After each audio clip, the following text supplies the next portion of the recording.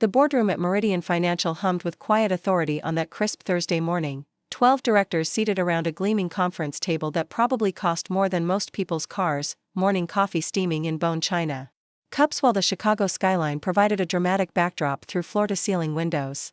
Rebecca sat confidently near the front, her presentation materials perfectly organized in a leather portfolio, wearing the navy Armani suit she'd told me brought her luck in important meetings. She had no idea what was coming. I'd love to know which corner of the globe you're watching from. And if this story speaks to you, make sure to subscribe. Tomorrow's video is one you absolutely can't miss. David Walsh called the meeting to order with his usual efficiency, running through standard quarterly business, market analysis, regulatory updates, competitive positioning, before turning to personnel matters. The tension in the room was palpable.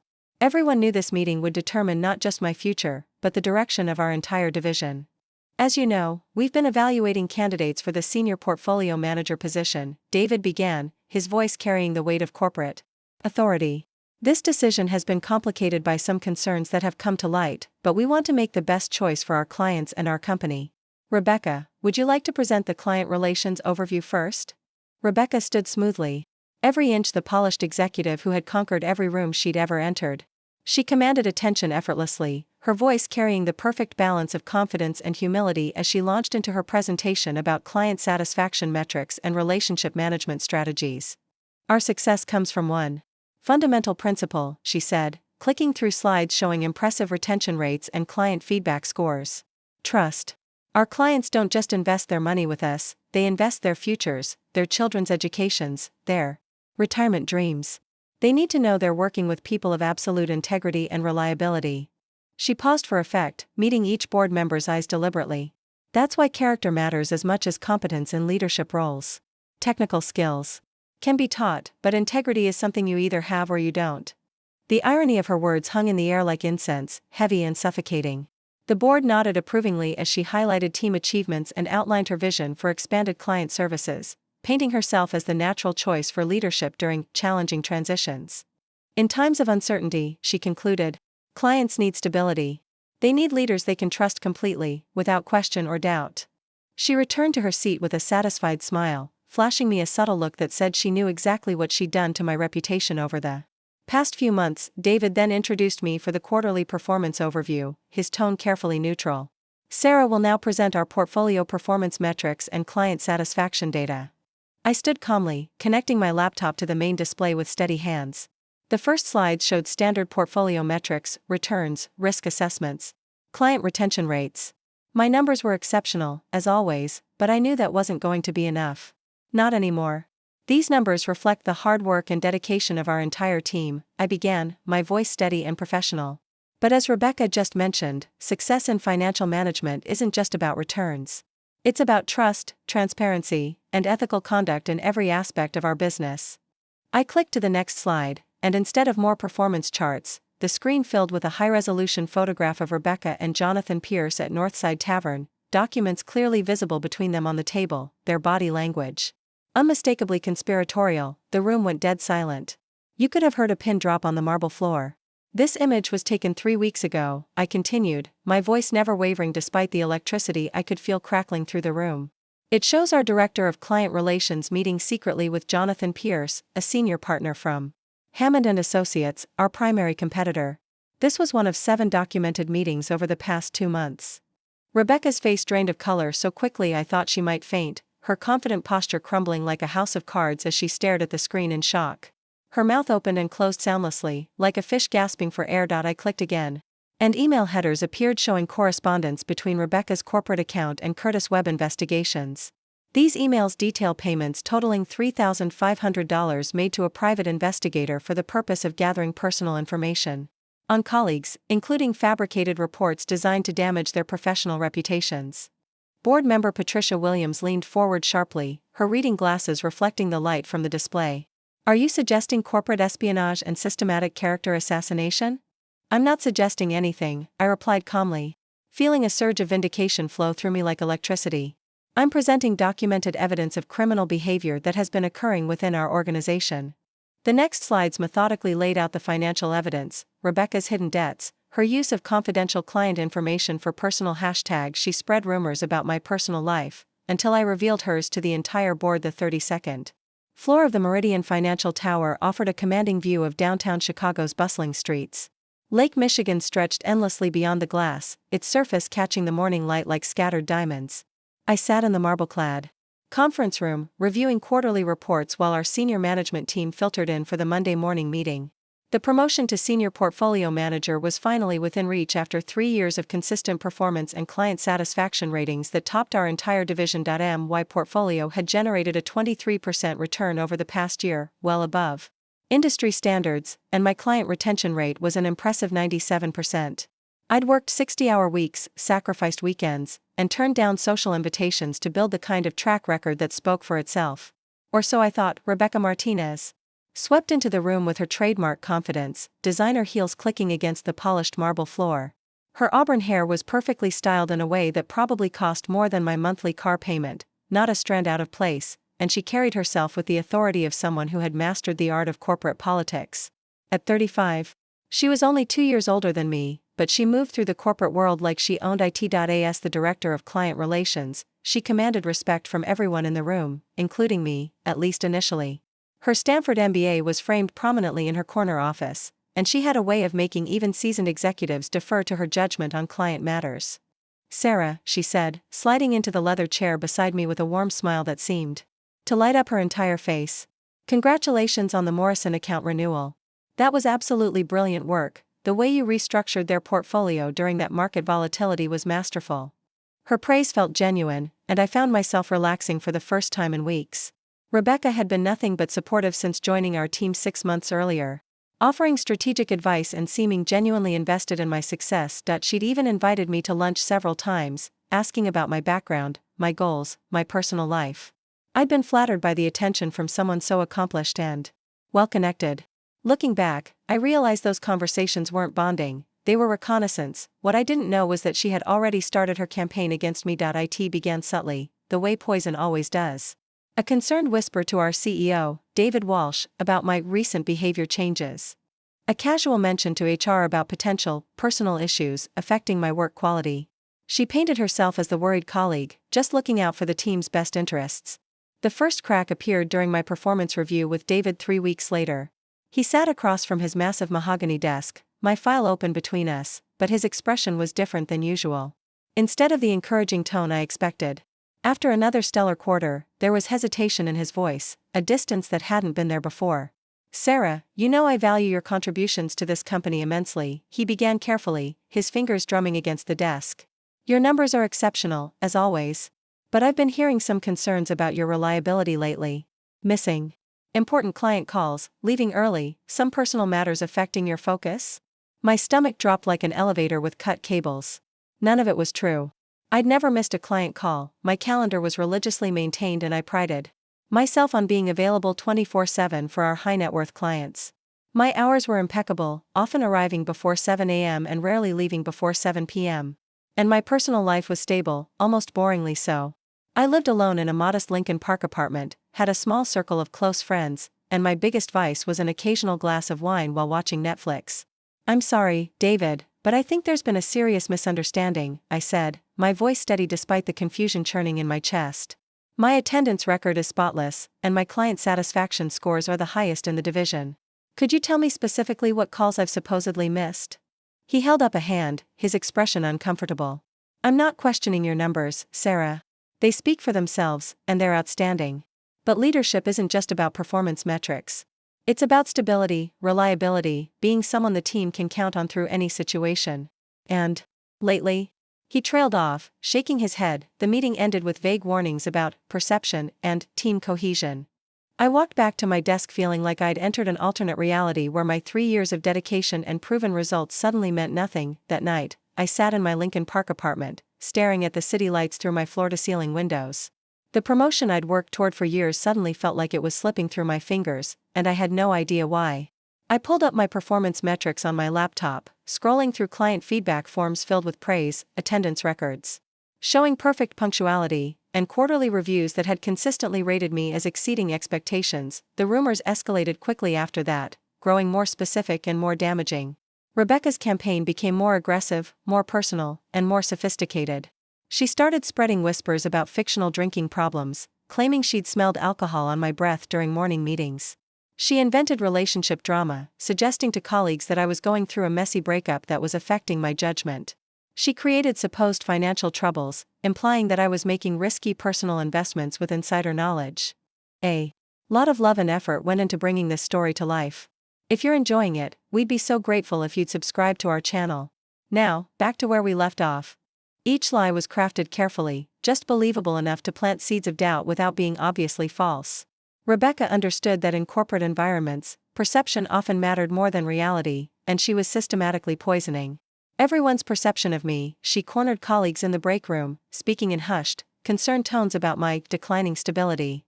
I caught fragments of these conversations as I walked by, really worried about her, not the same person, hope she gets the help she needs. The concerned expressions on their faces looked genuine, as if they truly believed they were discussing a colleague in crisis. Rebecca's performance was Oscar-worthy. She'd shake her head sadly when discussing my supposed problems, as if sharing this burden pained her deeply. "I hate to say anything," became her signature opening line, "but have you noticed Sarah seems different lately?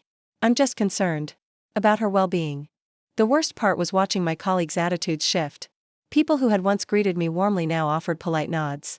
Invitations to after-work drinks stopped coming. My opinions in meetings carried less weight, as if my credibility was slowly evaporating. Rebecca, meanwhile, positioned herself as the stable alternative. She volunteered for high-visibility projects, made sure she was the one updating the board on team progress, and gradually inserted herself into conversations about succession planning. Her rise was as calculated as my downfall. The final blow came 3 weeks later. David called me into his office again, this time with Jennifer Parks from HR sitting across from his desk. The air felt heavy with unspoken accusations. "Sarah, we need to discuss some concerns that have been brought to our attention," Jennifer began, her voice professional but distant. "Multiple team members have expressed worry about your recent behavior and its impact on team morale." I felt the room spinning. What specific behavior? Who said what? David leaned forward, his expression genuinely conflicted. "Look, Sarah, I don't want to get into specifics, but there are concerns about reliability, possible substance issues, and some personal problems that might be affecting your work relationships." The lies had become accepted truth through repetition. I was sitting in a disciplinary meeting for problems that existed only in Rebecca's imagination, but somehow everyone believed they were real. "This is completely false," I said, my voice steady despite the rage building inside me. "My performance reviews, my client feedback, my attendance record, all of it proves these accusations are baseless." Jennifer nodded sympathetically. "We understand this might be difficult to hear, but perception matters in leadership roles. We're going to postpone the promotion decision while we work through these concerns." As I walked back to my desk, I passed Rebecca's office. She was on the phone, but our eyes met through her glass door. For just a moment, I saw something cold flash across her face, satisfaction mixed with warning. She had won this round, and she knew it. That evening, sitting in the same spot by my window, I made a decision. I wouldn't fight these lies directly, that would only make me look defensive and unstable. Instead, I would do what I'd always done best: research, analyze, and prepare. If Rebecca wanted to destroy reputations, I'd show her what that actually looked like. I opened my laptop and began documenting everything I could remember from the past few months. Every conversation, every meeting, every subtle shift in office dynamics. If Rebecca had secrets worth protecting, I was going to find them. My investigation started with public records and social media, the digital breadcrumbs everyone leaves behind in today's interconnected world. Rebecca Martinez presented herself as the perfect corporate executive: Stanford MBA with honors, impeccable references, and a spotless professional history that read like a carefully curated LinkedIn profile. But something felt rehearsed about her background, too clean and convenient, like a resume that had been scrubbed of anything inconvenient. I spent my evenings digging deeper, cross-referencing her previous employers and looking for gaps in her timeline.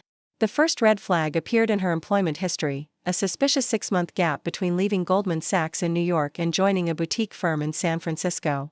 Her LinkedIn profile glossed over it as pursuing advanced certifications and strategic planning, but advanced certifications don't usually require complete radio silence from the professional world. During lunch breaks, I discreetly reached out to former colleagues from her previous companies, using my own network and alumni connections to find people who had worked with her. Most conversations were polite but brief, the kind of neutral responses that suggest people are being very careful about what they say.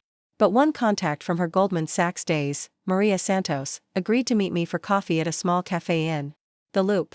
Rebecca Martinez, Maria repeated slowly, stirring her latte thoughtfully while glancing around to make sure we weren't overheard. I remember her well. Extremely talented, incredibly ambitious, but... She paused, choosing her words with the precision of someone who understood the legal implications of workplace gossip. There was an incident before she left, Maria continued in a lower voice. Something about inappropriate relationships with clients and misrepresenting her qualifications during a major presentation to a pension fund. Nothing was ever formally documented, the firm preferred to handle these things quietly to avoid publicity.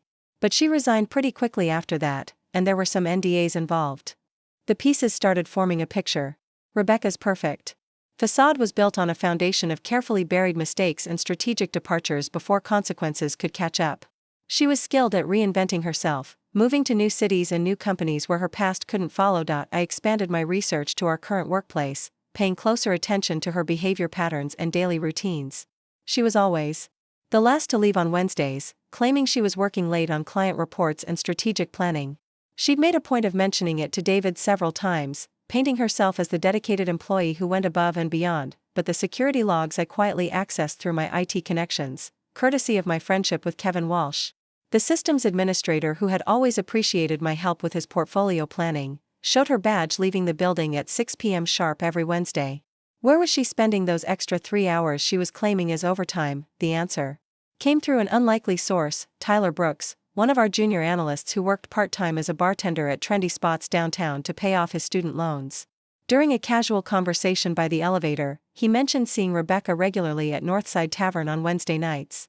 She's always with this older guy in expensive suits, Tyler said, lowering his voice. Real serious conversations, lots of document passing back and forth. I figured it was some kind of business meeting, but it always struck me as odd since she told everyone she was working late those nights. Plus, the guy gives me weird vibes, too smooth, you know. I asked Tyler to discreetly photograph the meetings from across the bar, promising him a substantial bonus for his portfolio management if he could help me understand what was happening. The photos he captured over the next 2 weeks were damning. The man Rebecca was meeting turned out to be Jonathan Pierce, a senior partner at our biggest competitor, Hammond & Associates. They weren't just meeting, they were sharing what looked like confidential documents, with Rebecca sliding manila envelopes across the table and Jonathan reviewing materials on his tablet before nodding approvingly. The body language was unmistakable, this was business, and it was secret. The corporate espionage was damning enough, but my research uncovered something even more personal and potentially devastating. Through careful social media analysis, public record searches, and cross-referencing financial databases I had access to through work, I discovered that Rebecca was involved in a complex financial scheme involving her ex-husband's business dealings with court. Records from her divorce proceedings in California revealed that she had hidden significant debts from the marriage, nearly $200,000 in credit card debt and failed investments. More troubling, bank records I was able to access through my professional credentials showed she was using her access to client information to make personal investment decisions, front-running trades based on confidential portfolio moves she knew were coming. This wasn't just unethical, it was securities fraud, a federal crime that could result in prison time and career-ending penalties from the SEC, but the most explosive discovery came through her own carelessness with digital security.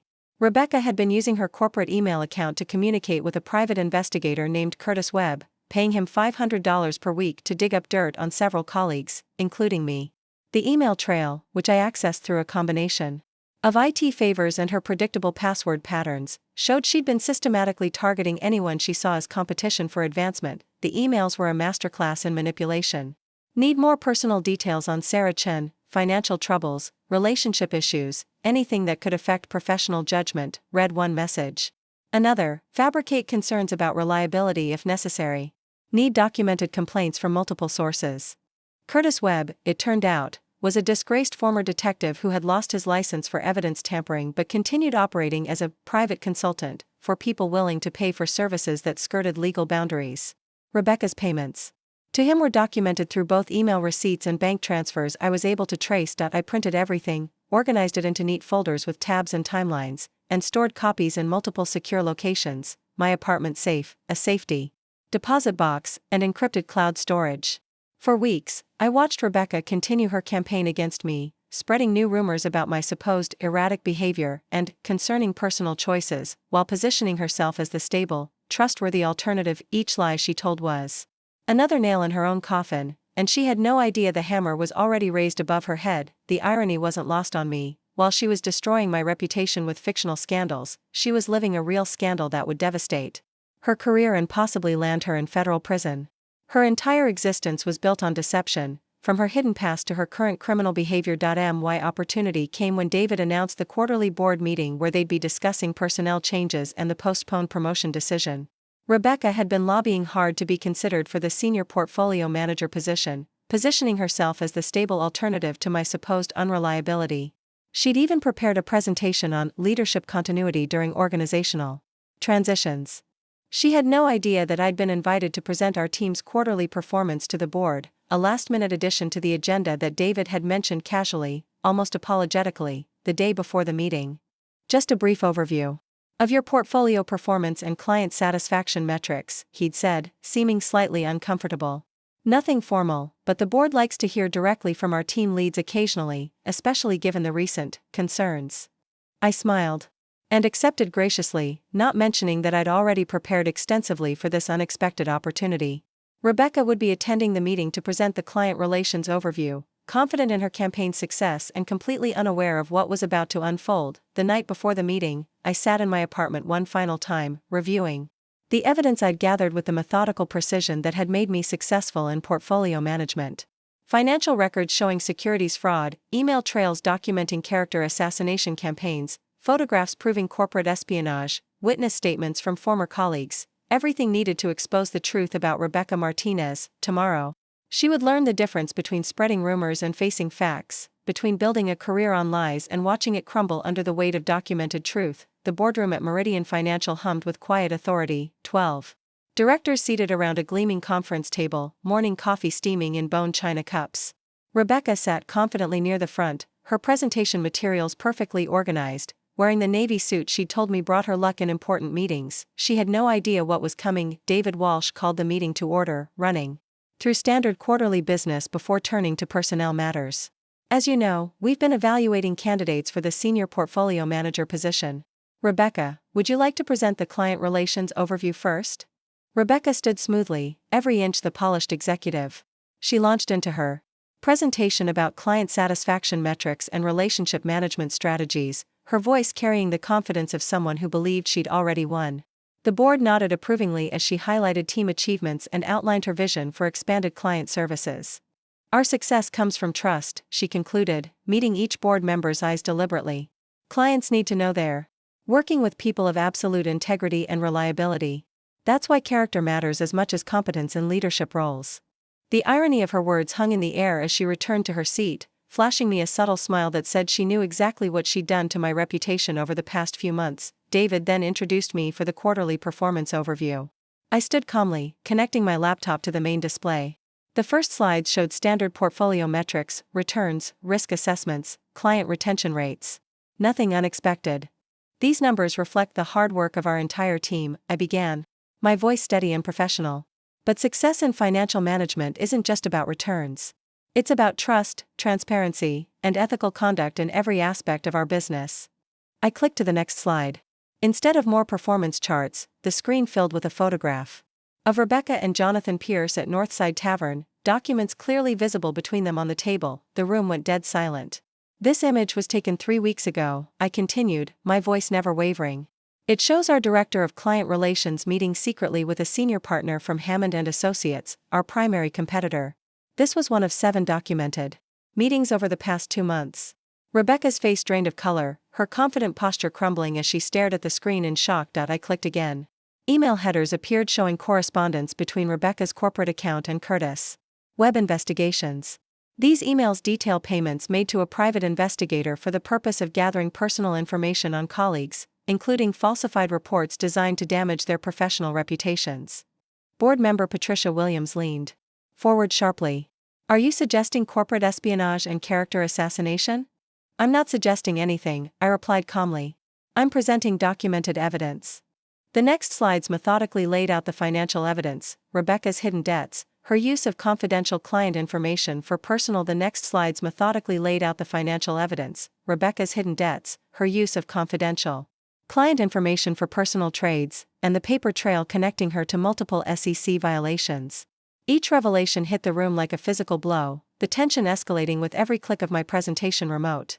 Bank records show unauthorized trades made in personal accounts 24 to 48 hours before similar trades were executed for client portfolios, I continued, displaying side-by-side transaction records that painted an unmistakable picture of securities fraud.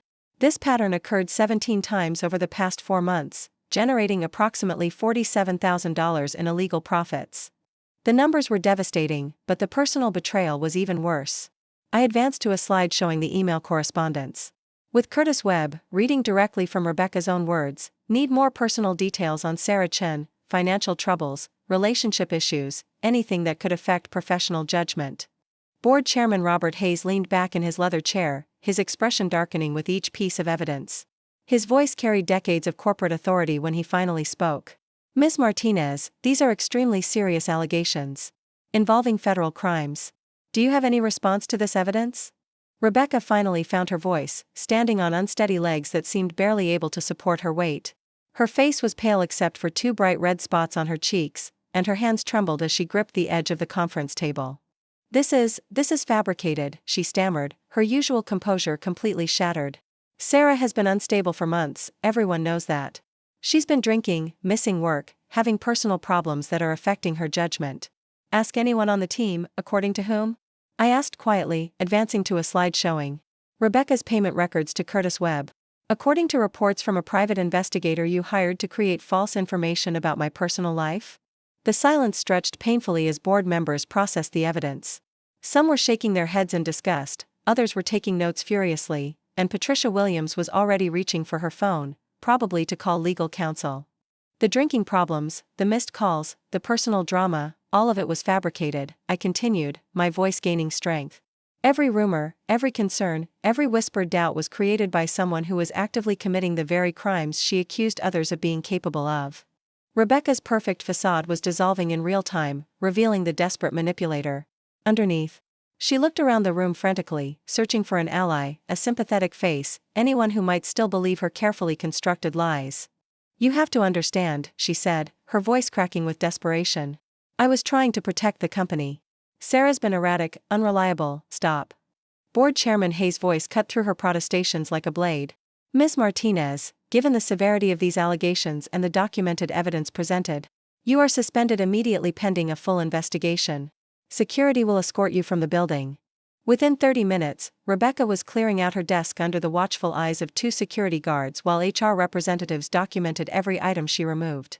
The woman who had destroyed my reputation with whispered lies was now the subject of company-wide emails about personnel changes and ongoing investigations. By afternoon, federal investigators were in the building, reviewing the evidence of her trading violations and corporate espionage. The SEC opened a formal investigation within hours, and Hammond and Associates immediately terminated their relationship with Jonathan Pierce when the photos of his meetings with Rebecca became public. The rumors she'd spread about me evaporated instantly once the truth about their source became clear. Colleagues who had been avoiding me for weeks suddenly appeared at my desk with awkward apologies and offers of belated support. Sarah, I feel terrible about how I treated you, Jessica Chen said, standing nervously by my cubicle. I should have known better than to believe gossip without evidence.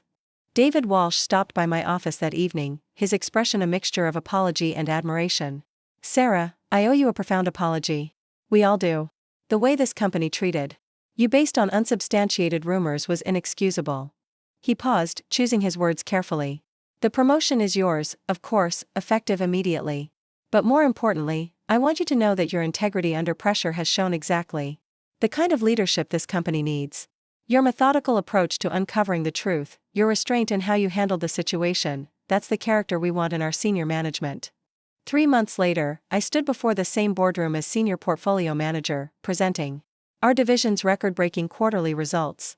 My client portfolio had expanded by 40%, our retention rate hit an all-time high of 99.2%, and industry publications were calling our team the gold standard for ethical wealth management.